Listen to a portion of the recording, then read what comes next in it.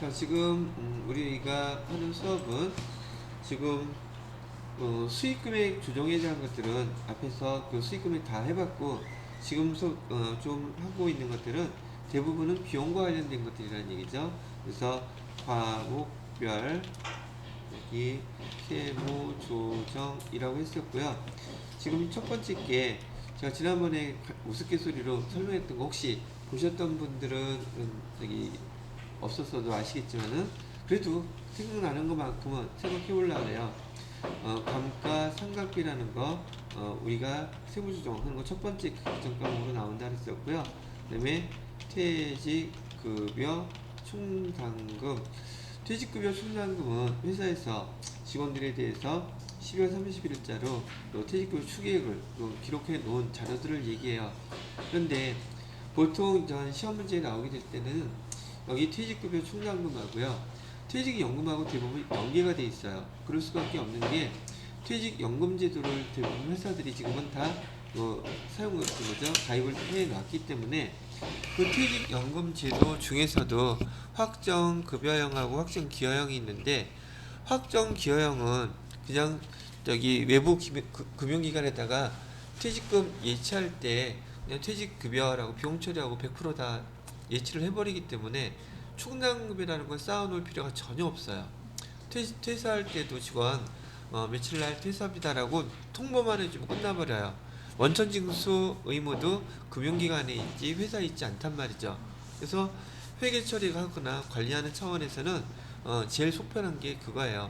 근데 직원들한테 더 유리한 그 퇴직금 계산 방법은 아무래도 퇴직급여이기 때문에 퇴직연금 중에서 확정급여형으로 가입하는 게 유리하기 때문에 확정급여형으로 운영을 할 경우에 퇴직급여 충당금을 일단 회사에서 충당금을 갖다가 적립해 놔야 되고요. 그 다음에 그 적립된 금액 중에서 보통 70%, 80%, 뭐 100% 하는 회사도 있긴 하겠지만은 그 충당금을 갖다가 중에 일부를 또는 전부를 외부 금융기관에다가 예치하기 때문에 이 확정급여형이 대부분의 시험 문제예요. 실무적으로도 주변에서 우리 기업들은 확정기여형 급여형, 지난번에 여기 수업 들으셨던 분도 그 회사에서 두 가지를 다 시행하겠다고 하니까 확정기여형이야 문제될 게 없지만 확정급여형은 계산을 해서 등등 해야 되니까 그거 정도를 사용하더란 얘기죠. 그러다 보니까 지금 주변에서 벌어지는 상황을 감안하건대 이게 실무니까 실무에서 확정 급여형으로 우리한테도 그 법인 세무 조정할 때 시험 문제가 주로 출제가 많이 되는 항목이 되더란 말이죠. 그래서 여기 퇴직급여 충당금하고요, 퇴직연금 중에서도 퇴직연금 중에서도 확정급여형이 이하고 연결돼 있어요. 그래서 퇴직연금 여기 세무조정계산서 작성할 때 반드시 여기 퇴직급여 충당금을 참고하게끔 되어 있다는 얘기도 잠깐 해드립니다. 그 다음에 네 번째로는 대손 충당금, 그 다음에 이하고 대손금이겠죠. 그 다음에 다섯 번째는 접대비, 그 다음에 여섯 번째는 외화 자산에 대한 거 평가 밑에 있고, 일곱 번째는 가지급금. 이게 말이에요. 손도 가지급금에 대한 인정이자 손도 움직여야 되고 머리도 생각해야 되고 또 외운 거 순서대로 기억도 해야 되고 동시에 이게 잘 안 돼. 쪽팔리지 않으려고 여러 번 연습을 해놨거든요. 근데 여러분들도 한번 쓰면서 해봐야 이게 쉽게 쓰면 되나? 안 되더라고 잘. 그러니 요즘 텔레비 같은 데서 그 춤추면서 그 율동이라고 안 그러지, 뭐라 그러죠? 그거 하면서 노래도 부르고 등등 하는 사람들 보면 대단하다는 생각 들어. 자, 그래서 가져 재고자산, 재고자산. 그다음에 9번은 세금과 공과. 그다음에 10번은 성급비용. 그다음에 11번은 건설자금 이자죠. 건설 자금 이자. 은근 효과가 있는 모양이네. 아니 느낌이 그래. 그다음에 업무 무관 지급 이자. 그다음에 13번은 기부. 아니 겉봐요. 이게 효과가 있으면 이 정도 있으면 된 거지 뭘. 아니 13가지 중에서 이 정도 저기 기억해 낼 수 있다면 뭐 성공한 거 아니에요? 아니 저는 그렇게 생각해요. 자, 그렇게 해서 얘네들을 갖다가 각각의 계정 과목별로 세무 조정하고 소득 처분해주고, 이거를 갖다가 교재 448페이지에 보시게 되면 합계 등록 키로 다 여기 세무 조정과 소득 처분을 한다는 거 얘기를 하는 거였었고요. 그래서 지난 시간에는 이 중에서 첫 번째 거 감가상각비에 대한 것을 제가 교재를 보면서 449페이지 하고요. 450페이지, 특히나 450페이지에 자본적 지출과 수익적 지출 중에서도 원래 우리가 재무회계에서 배운 대로 자본적 지출을 자산으로 처리했거나 수익적 지출을 비용 처리했다는 것은 문제가 안 돼요. 자본적 지출을 비용 처리했을 경우, 그 다음에 수익적 지출을 자본 처리했을 경우가 세무 조정이 되는데, 제가 문제를 검토해 보니 자산 처리를 해야 될 걸 보편적으로 실무에서는 비용 처리를 잘 실수하기 때문에 그거에 대한 세무 조정 문제가 많이 출제가 되더라고요. 그다음에 잔존가액과 비만가액, 얘는 이론에서 가끔 물어보는 건데 나중에 배울 주식하고요. 그다음에 여기 유형자산 처분하고서 기만기록 1,000원 또는 잔존가액의 5% 중 작은 것을 남겨놓으라는 뜻은, 얘가 그런 것이 있었다는 걸 갖다가 계속 추적하기 위해서 비만기록으로 남겨놓으세요 얘기했다고 말씀을 드렸었어요. 그 다음에 감가상각, 지금 이쪽은 그래도 세무조정보다는 이론에서 그냥 문제를 물어보는 문제로 나오는데, 감가상각 방법도 신고했을 때 신고 안 했을 때 어떤 걸로 결정되는지 거기에 대해서도 어렵지는 않지만 헷갈리라고 물어보더라고요. 예를 들어서 건물은 지금 정액법으로 됐는데 무신고일 때 무슨 방법으로 하느냐, 정률법으로 한다 이렇게 써놓고서 맞는 말이에요 틀린 말이에요 이런 식으로 물어본다는 뜻이에요. 자, 그것도 정리 좀 해드렸던 것 같고요.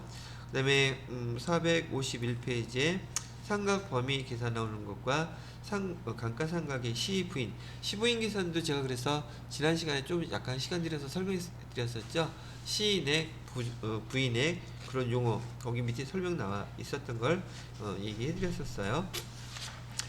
자, 그렇게 되어 있고요. 그 다음에 452페이지에 양도자산의 상각 시부인액, 그것도 한번 읽어보라고 말씀을 드렸는데 시험 문제 나온 건 거의 못 봤어요. 양도자산에 대한 것들은. 자, 그 다음에 감가상각의제, 그 다음에 즉시상각의제. 즉시상각의제란 말 뜻 자체는 그냥 비용 처리한다는 뜻이죠. 그래서 기도 정리를 해드렸고, 오늘은요 그냥 실무 배우기로 했으니까 실무에 대해서 이거 사용하는 것도 좀 저기 했는데,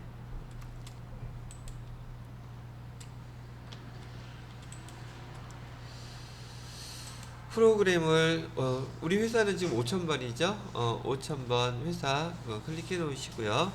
여기 고정 어디 갔어? 법인 조정에서, 자, 고정자산 맨 끝에 있죠.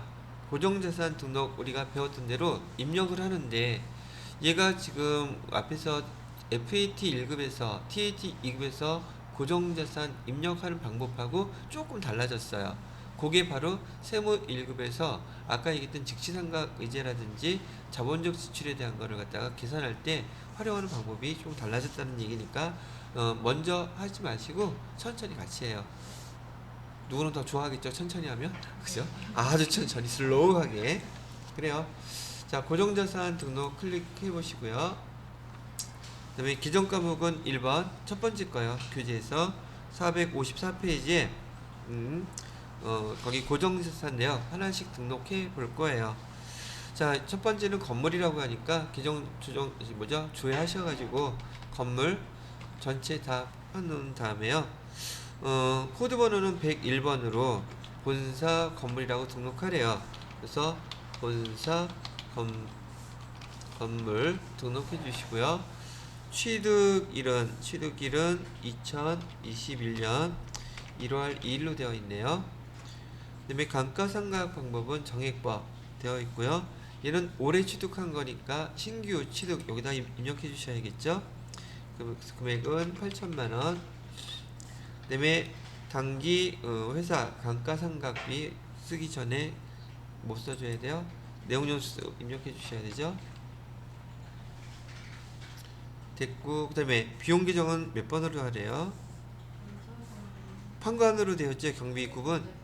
그죠? 그럼 800번대로 해야죠. 자, 그 다음에 일단은 주어진 자료는 다 입력을 했어요. 그죠? 그런데 지금 여기 업종 코드라고 해서 시험 문제를 갖다가 이제 기출 문제 보니까 최대한 주어진 자료는 다 입력하라고 되어 있어요. 근데 지금 고정자산 내역 정액법에 대한 그 감가상각 방법 내용연수 코드번호 자산명 경비구분 800번대 취득일 취득가액 단기 회사 감가상각비까지 다 입력이 됐죠. 근데 지금 업종 코드가 빠졌어. 업종 코드는 여기 없어요. 여기 옆에 추가 등록에 보시게 되면 여기 업종이라고 3번에 되어 있죠. 여기다가 그냥 주어진 대로 08 이렇게 입력하시면 돼요. 근데 저는 이게 저기 점수 채점 대상인지 아닌지 저는 모르겠어요. 근데 자료에 나와 있잖아. 그래서 자료에 나온 거는 최대한 반영해서 입력해 주세요. 자, 그렇게 됐고요. 지금 거기 참고사항에 보시게 되면 원래 이거 참고사항이 된 거 취득세 400만 원이라고 되어 있죠. 여기 자산 입력하는데 밑에 설명이 4가지가 나와 있어요. 하나씩 읽어볼게요. 1번 본사 건물에 대한 취득세 400만 원을 세금과 공과로 회계 처리했다. 그럼 이건 첫 번째 나오는 자본적 지출을 뭘로 처리했다는 얘기예요? 수익적 지출은 비용 처리했다는 얘기죠. 비용 처리하면 아까 즉시 상각 의제라고 그랬었죠. 그죠? 그래서 얘 비용으로 기록했기 때문에 비용으로 인정을 해주겠대요. 자, 그런데 여기서 보면은 화면 여기 잠깐 봐주세요. 이 즉시 상각 의제에 대한 게 바로 여기 17번에 이렇게 나와 있는 요 칸이에요. 여기에다가 그 금액 400만 원을 직접 이렇게 입력해 주셔야 된다는 얘기죠. 됐죠? 자, 즉시상각 의제 여기 건물에 대해서 취득세 400만 원 즉시상각 의제라는 용어가 딱 떠오르면 한번 여기 받았으면 기억날 수 있겠죠? 근데 신기하게도 말이에요. 다음번에 이거 또 보잖아? 생각이 안 나. 분명히 이거 어디다 넣으라고 했던 것 같은데 지금은 옆에 참고사항에다가 표시를 해놨지만 대부분의 시험 문제는 서술식으로 별도해서 이렇게 지금 여기 우리가 세무 조정해야 될 사항들을 무더기로 써놓는단 말이죠. 그러다 보면 좀 여기 기억이 잘 안 날 수 있으니까 그거 체크해 두시고요. 자, 또 한 가지 주의해야 될 거. 옆에 단기 회사 감가상각비라고 해서 동그라미 쳐놓으시고요. 지금 회사에서 감가상각비 기록된 금액은 200만 원이라고 주어져 있어요. 근데 여기다가 지금 자본적 지출과 관련된 즉시상각 의제를 입력했더니 여기 지금 회사 계상 상각비가 얼마로 나와 있어요? 0으로 나와 있으면 안 된다는 얘기예요. 여기 얼마가 나와 있어야 돼요? 주어진 자료하고 똑같이 200만 원이 그대로 남아 있어야 돼요. 그러면 얘는 어떻게 입력하느냐 하면 밑에 사용자 수정이라고 되어 있죠? 걔를 클릭하면 편집이 돼요. 편집할 수 있게끔.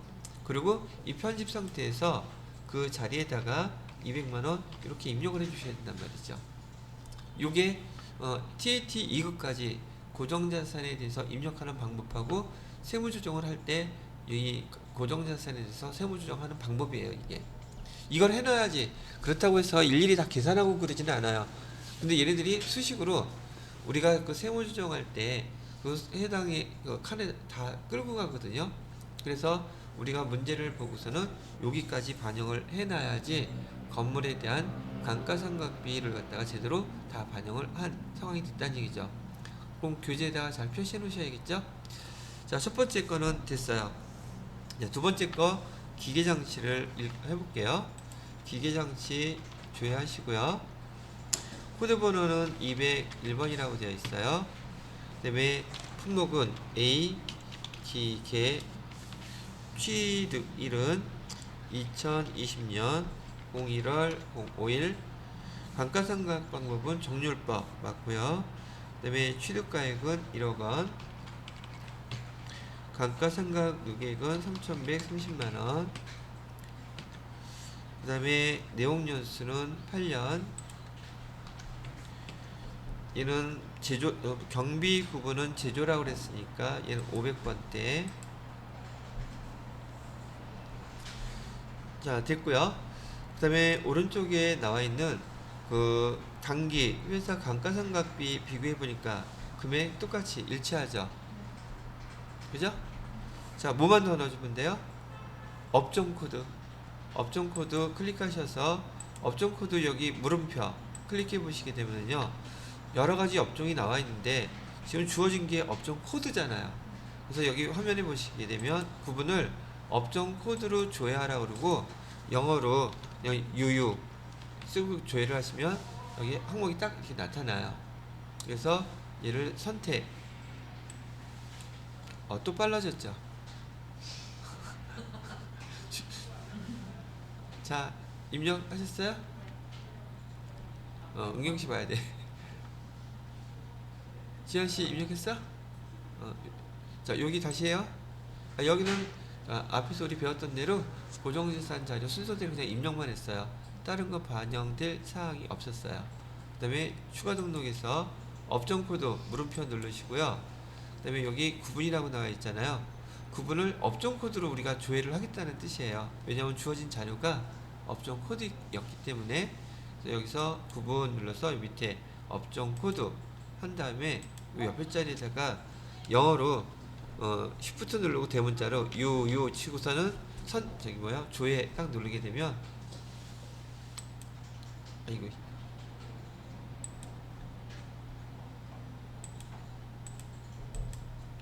여기다가 유유 그래서 엔터를 띵 치게 되면 여기 해당되는 업종 코드지가 딱 찾는다고요.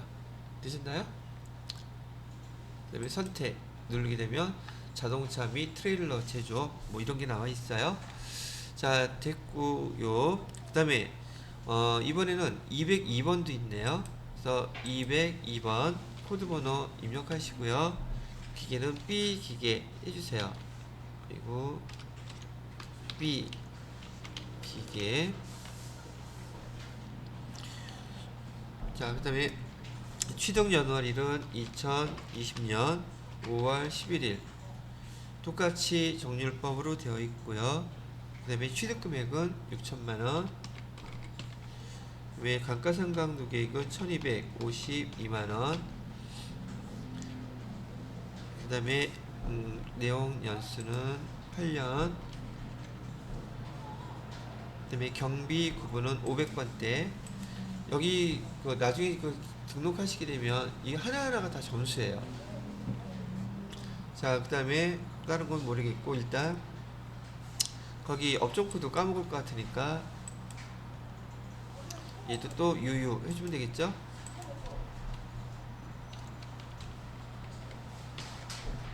그래서 선택.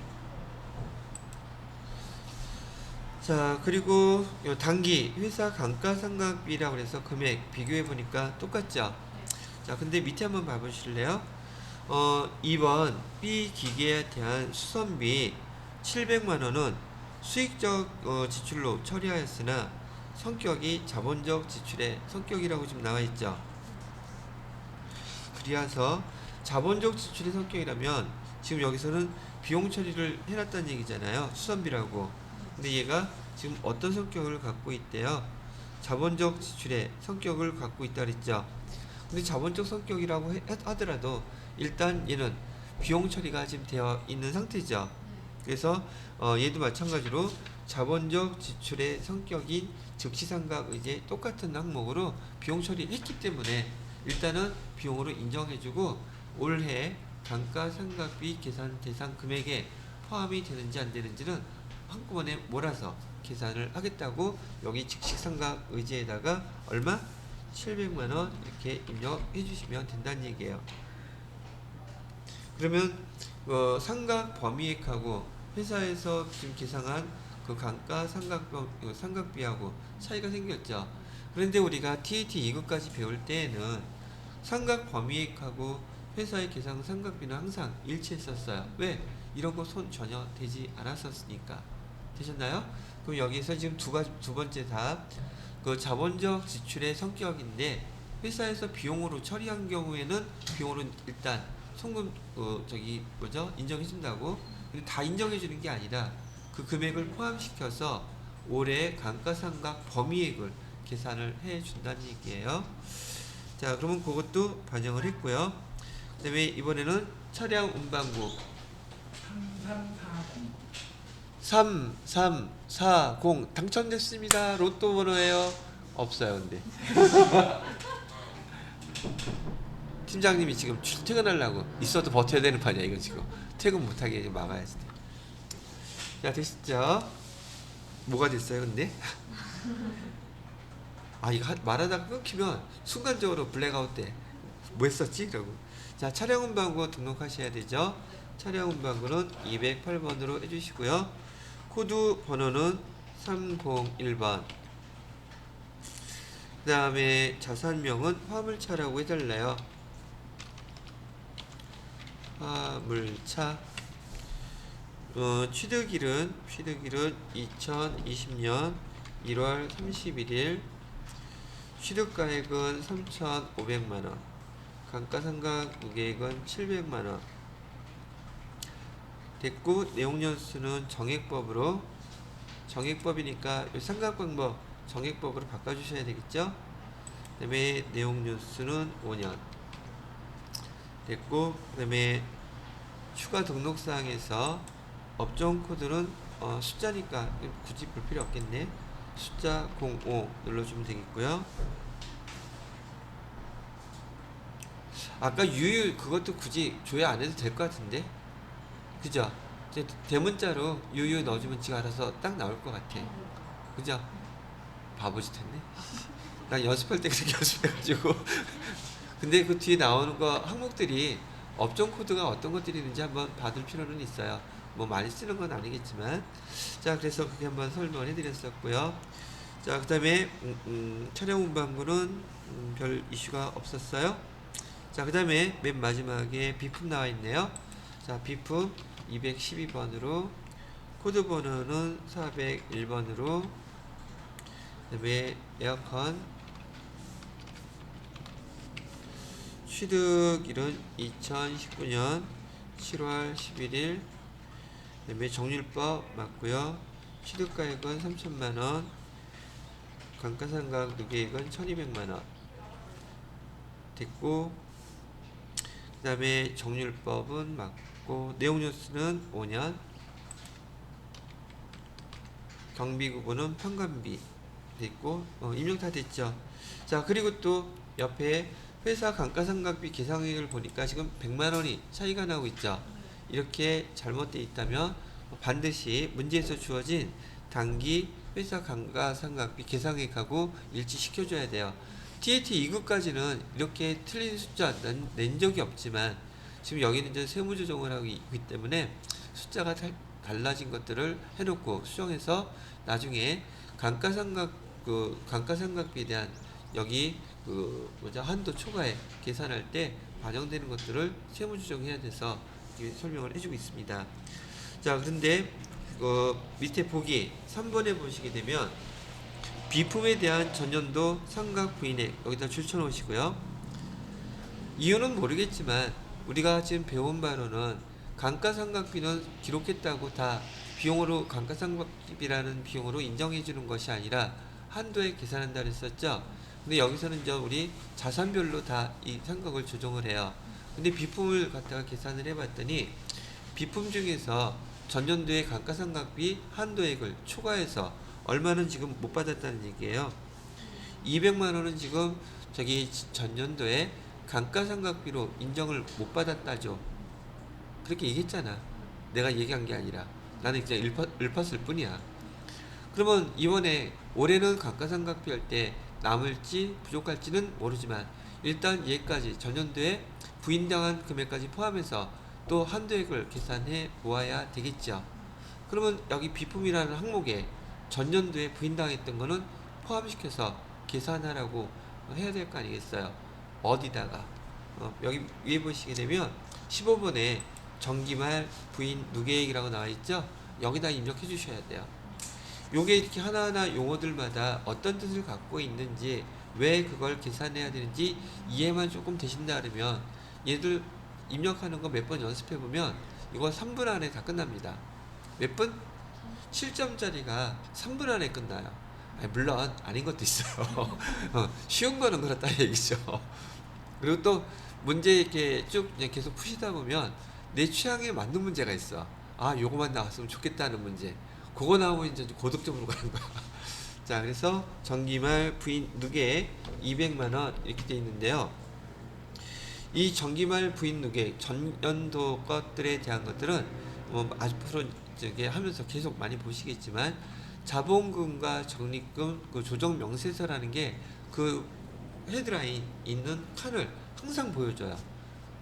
우리 세무조정할 때는 반드시 필요하다 그랬었죠. 그 유보사항, 다른 건 말고요, 유보사항만 기록해 놓은 표예요. 그거 갖고 관리를 안 해주게 되면 세무조정을 할 수가 없답니다. 세무조정할 때는 반드시 있어야 될 표이기 때문에 전기에서 조정된 표를 나중에 이제 우리 문제들 보시게 되면 문제에서 항상 그 애를 보여줘요. 그러면 전기에 있었던 거 여기다 입력해 주는 거 지금 두 가지밖에 안 배웠어요. 고정자산과 관련해서. 특히 여기 15번 정기말 부인 누계액은 나중에 어디 나온다고요? 이거 아니고, 얘는 항상 유보사항들은요, 자본금과 적립금 조정 명세서라는 걸 보여주면서 여기서 나와 있고, 작년에 이런 소득 처분이 어떻게 됐었겠어요? 세무조정부터 한다면 세무조정은 당연히 송금 넘어갔으니까 불산입 했었겠죠. 한도액을 넘어갔으니까 세무조정은 송금 불산입으로 이렇게 세무조정이 됐을 것이고요. 소득 처분은 비품 감가상각비 한도 초과액이 되겠죠. 그렇게 해놓고서는 처분은 유보 이렇게 시켰겠죠. 유보 정확히 얘기하면 발생 이렇게 써놨을 거예요. 그죠? 근데 얘는 이제 올해 됐으니까 올해 이걸 갖다가 송금 산입해준다? 아니 모르지. 그거는 한도액 또 계산해봐야 되니까. 만약에 이 지금 우리가 입력했었던 건물이라든지 그다음에 차량 운반구 비품 할 것 없이 각 자산별로 한도액 계산해서 또 걔가 넘어간다면 송금 불산입하고 또 유보 발생해 놓겠죠. 근데 만약에 그 금액이 다 포함이 되어 있다면 송금 산입하고 없어지겠죠. 뭐 이런 식으로. 자, 그 다음에 감가상각에 대한 세무조정은요, 개별 자산별로, 개별 자산별이라고 얘기한다면 여긴 지금 크게 건물, 기계장치, 차량 운반구, 비품 네 가지가 해당되겠죠. 자, 이렇게 입력한 자료는 여러분도 좀 확인할 겸 그 세무조정 하기 전에 455페이지에 여러분이 입력했던 거하고 그다음에 교재에서 표시해 놓고 있으면 표시해 놓고 지금 당장 읽어보세요. 어디까지 읽어보냐 하면은 우리가 입력한 자료요, 입력한 자료인 457페이지 5번의 항목까지 비교해서 천천히 읽어보시고, 하나 잠깐 제가 이거 조정 하나 안 했어요. 미안. 여기 그 비품 보시게 되면 단기 회사 감가상각비, 그래서 감가상각비가 얼마로 되어 있어요? 711만 8천원 돼 있죠. 근데 지금 우리 건 얼마로 돼 있어요? 811만 8천원 돼 있으니까 이 금액 맞춰줘야 되죠. 이거 안 맞춰주면 그 세무조정하는 금액이 달라져요. 사용자 수정 눌러서 얘를 711만 8천원 이렇게 해서 맞춰 놓으셔야 됩니다. 되셨죠? 혹시 저도 말하다가 보면 쓰다 보면 막 날리는 게 있으니까 여러분 교재 읽어보시고서는 우선 457페이지까지 지금 우리가 수행했던 거 정리를 한번 해봐 주세요. 시간은 한 5분 드릴게요. 고정자산에다가 자료를 다 등록하고 난 다음에 지금 이렇게 주어진 자료, 특히나 이런 그 고정자산과 관련돼서 추가적으로 입력하고 회사 계산 삼각비를 맞춰야 되는 게 뭐 자료를 갖다 풀 때 첫 번째 문제가 된다는 얘기예요. 그래서 맞춰야 되는 항목들은 전 알아보셨고요. 이렇게 입력이 다 끝나셨으면 다시 전체 화면을 누르셔가지고서 여기 맨 밑에서 세 번째 거 보면은 미삼각분 감가상각 조정 명세라고 되어 있는 게 있어요. 얘는 입력하는 게 아니라 그냥 보기만 하는 거예요. 조회만 한다는 뜻이죠. 그래서 얘를 클릭해서 보시게 되면 구분은 지금 우리는 유형자산에 대해서 정액법도 입력했고 정률법도 입력했잖아요. 얘는 불러오기가 안 되던데 되나? 안 되지? 자, 첫 번째. 그래서 유형자산을 갖다가 클릭해 보시게 되면 우리가 정률법으로 입력한 유형자산이 여기 나타나고 있죠. 그리고 얘 빨간색으로 떴어. 업종이 몇 번이야, 비품? 비품 아까 5번이라고 하지 않았었나? 05번?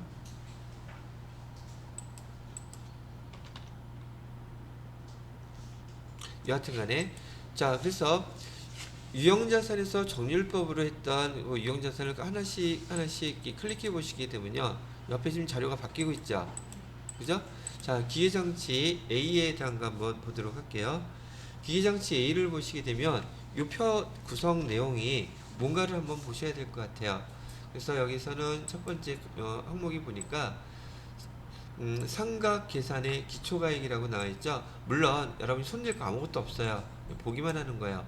그래서 여기 내용을 보니까 재무상태표 자산가액이라고 해서 재무상태표에서 기계장치로 뭐죠? 1억 원짜리 감가상각 누계 미상각 잔액, 그 다음에 회사에서 저기 그 감가상각비 계상액 나와 있죠. 그 다음에 여기 일반 상각률, 특별 상각률에서 여기 상각 범위에 계산하는데 여러분들은 이거 계산할 때 신경 쓸 필요 있겠다 없겠다. 이건 우리가 앞에서 입력만 하면 지가 알아서 다 계산하는 거예요. 이해가 되셨죠? 자, 그 다음에 중요한 거는 어디냐면 요거 조정액. 지금 여기 기계장치인 경우 조정액에 따른 것 등등 해당되는 사항이 있어요 없어요? 아무것도 없죠. 그러면 첫 번째 기계장치에 대해서는 우리가 지금 세무조정 해줄 사항이 돼 있다 안 돼 있다? 없단 말이에요. 자, 여기 보시게 되면 상각 부인액이라고 나와 있죠. 여기에 금액이 뜨게 되면 얘는 해주셔야지 돼요. 근데 얘는 지금 아무것도 안 떴죠. 그죠? 그 다음에 지금 이거 또 말씀드리는 것은 우리가 지금 보면서 설명해 드린 이유는 우리가 고정자산을 갖다가 입력하고 난 다음에 여기에 이런 식으로 숫자들이 계산이 되는 페이지가 있고요. 이거는 그냥 주에서 보기만 하면 됩니다 라고 얘기를 하는 거예요. 근데 시험 볼 때 이거 보겠어요 안 보겠어요?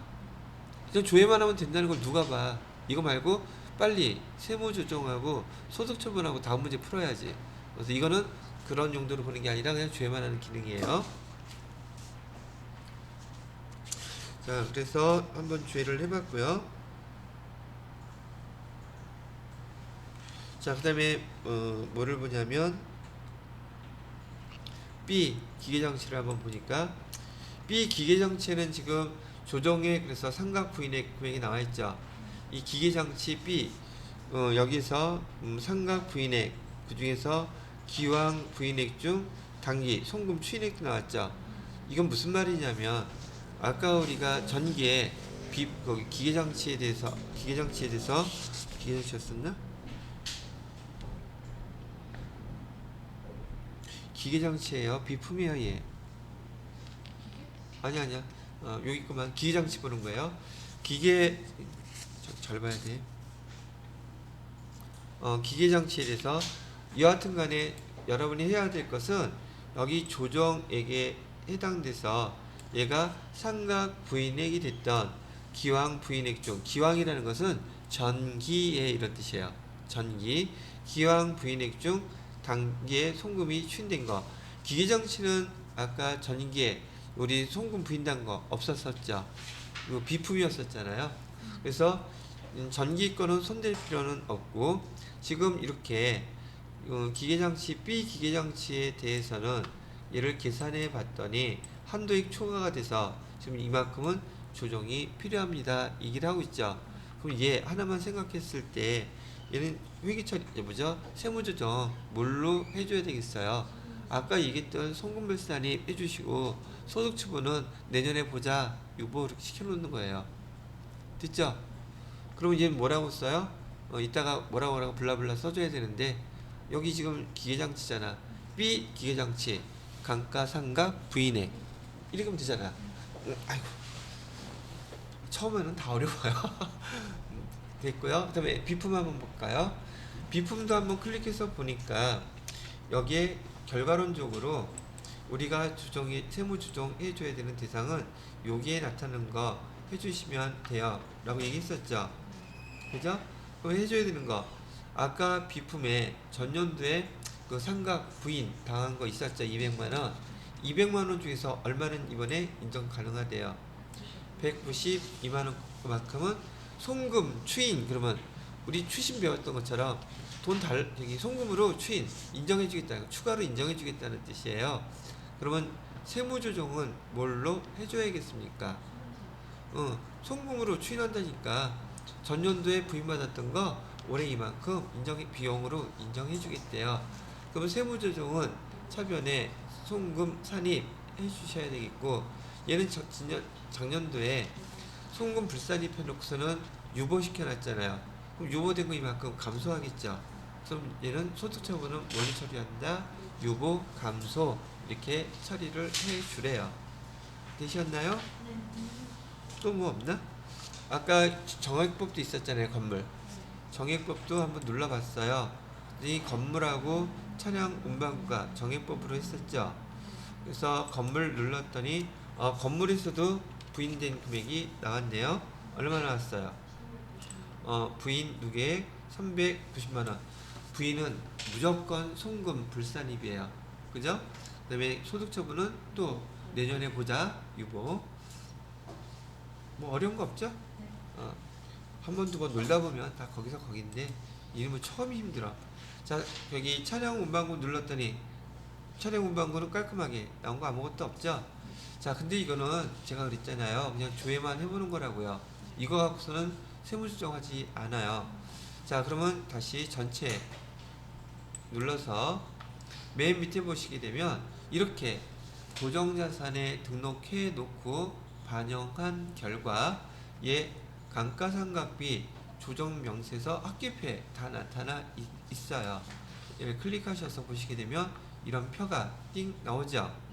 그래서 우리가 실제로 시험 볼 때나 업무에서 앞에 고정자산과 관련된 항목들을 다 조정을 해서 입력을 했다면 바로 앞에 거 조회하고 얘 조회하게 되면 조정 금액 그래서 해당되는 사항이 여기에 한꺼번에 다 표시가 되어 있죠. 그래서 건축물 같은 경우에는 지금 건축물 아까 건물이었었죠. 그럼 얘 두 가지는 상각 부인액이라고 하니 차변이래.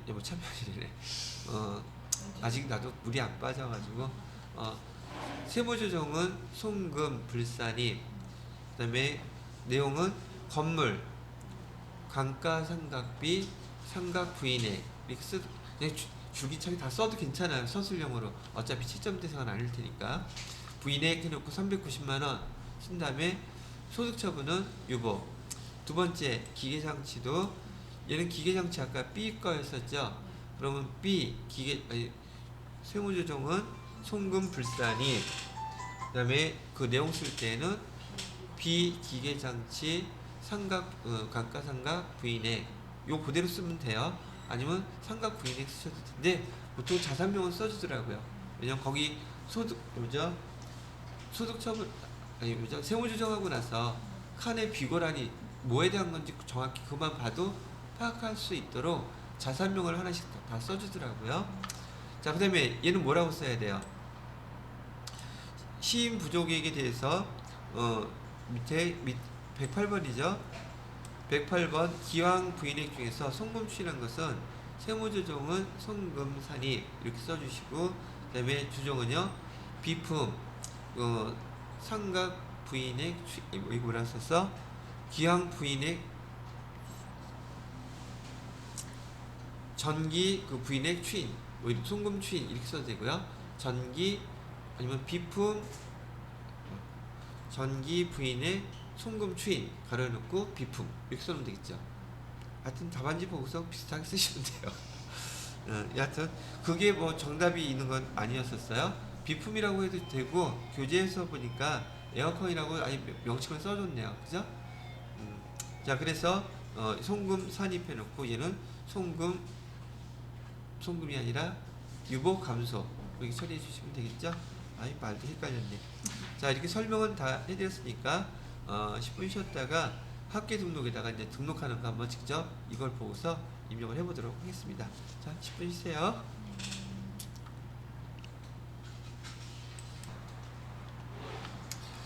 자, 그래서 지금 여러분이 세무조정할 때는요, 결국 고정자산에서 제가 여기 화면에 또 지난 시간에 설명해 드렸던 게 얘 순서대로 작업하는 게 법인세무 조정에서는 되게 중요하다고 그랬었어요.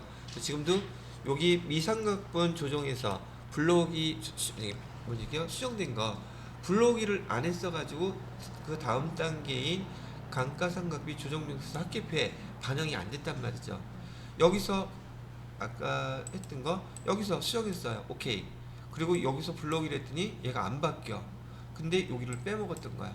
그래서 여기 새로 불러오기를 해야지만이 여기 앞에서 고정자산 등록했던 수정한 자료가 여기에 반영되고 여기에 반영됐던 걸 다시 불러오기 해야지 얘가 여기 걸 불러온단 말이죠. 그래서 회계 프로그램에서는 세무 프로그램에서는 이 절차대로 한다는 거 지금 또 처음에 직접 경험을 해보시니까 이렇게 되는 거구나 라고 생각했죠. 자, 그런 다음에 예를 들어 우리가 여기 세무조정만 해주면 돼요. 자, 여기 위에 보시게 되면 합계 등록이라고 되어 있죠. 클릭하시고요. 클릭하시면은 친절하게 우리가 지금 조정해놨던 숫자들이 여기 다 하나씩 나타나 있네요. 저기 신경 쓰기 싫으면요, 여기 글자 쓰는 거 말이에요.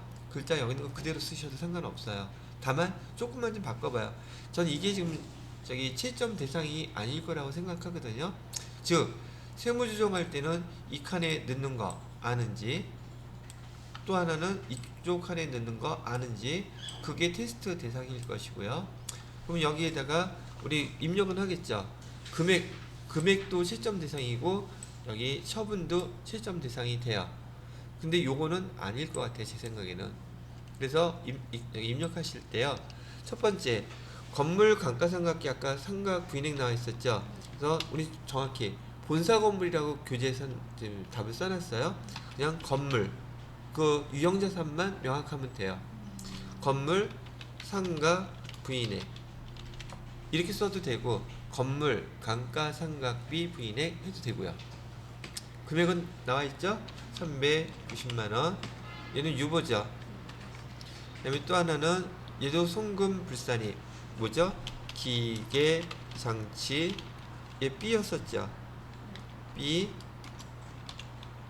똑같이 상가 부인액 금액은 480만 9천원 그죠? 그 다음에 얘도 유보. 그 다음에 이번에는 송금 산입하는 거 여기 기타 자산이라 그랬는데 아까 우리 비품 아니면 에어컨 보통 비품이 더 낫기도 한데 여기선 에어컨이라 그랬으니까 에어컨 여기 송금 추인액 190만 2천원 얘는 유보 감소. 이렇게 처분하시게 되면 여러분이 그 감가상각비와 관련돼서 제일 많이 출제가 되는 항목 중에 하나를 갖다가 마무리를 해 보신 것이랍니다. 그 다음에 이거 하시고 나신 다음에는 반드시 저장 눌러주세요. 저장 누르신 다음에는 복귀 원래 화면으로 닫아 놓는 거예요.